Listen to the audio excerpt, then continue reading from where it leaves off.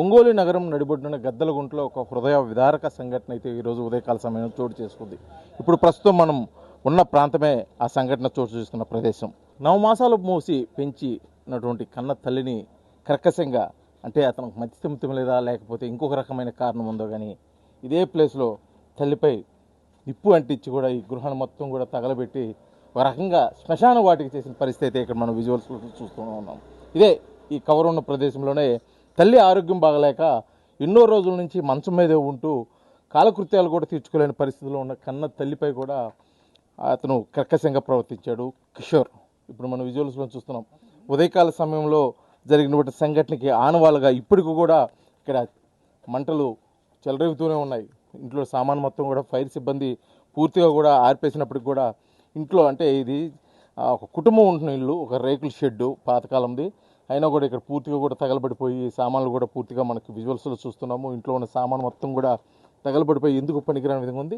ఇదే మంచము ఆమె దాని మీదే ఉన్న సమయంలో కూడా ఉదయకాల సమయంలో 5:30-6 గంటల సమయంలో అతని కొడుకు ఇంట్లో, అంటే పెట్రోల్ పోసాడా లేకపోతే కిరోసినా లేకపోతే ఏం వాడాడో తెలియదు కానీ ఇల్లు మొత్తం కూడా పూర్తిగా తగలబడిపోయిన పరిస్థితి అయితే ఉంది. అతను గత కొంతకాలంగా మానసికంగా అతను మానసిక రోగిగా కూడా ఉంటున్నాడు. ఇక్కడ జనాలు కూడా అతని గురించి ఎవ్వరూ మాట్లాడుకునే పరిస్థితి లేదు.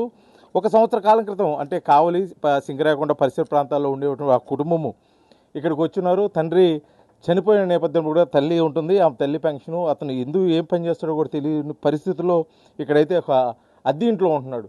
కానీ అచ్చిరాల వెంకటరమణమ్మ, అతని భర్త, ఆమె భర్త రమణయ్య కొంతకాలం క్రితం మృతి చెందిన నేపథ్యంలో కూడా పెద్ద కొడుకు కిషోరు, అదే రమణమ్మ, ఇద్దరు కూడా ఇదే ఇంట్లో ఉన్న నేపథ్యంలో ఏదేమైనప్పుడు ఎప్పుడు కూడా ఇంటి పక్క వారు చెప్తుంది ఏంటంటే ఈ ఇంట్లో ఎప్పుడు అరుపులు కేకలు వినిపిస్తుంటే ఆమె ఎప్పుడెప్పుడు పెద్దగా అరుస్తూ ఉంటుంది కొడుకు మీద, అతను చేసే పనులకి అని చెప్పేసి అంటున్నారు. కాకపోతే ఇంత దారుణానికి ఒడిగడతారని చెప్పేసి కూడా మేము అనుకోలేదని చెప్పేసి చుట్టుపక్కల ప్రాంత ప్రజలైతే, అంటే పరిసర ప్రాంతాలు, అంటే నైబర్స్గా ఉన్న వరకు అయితే చెప్తున్నారు.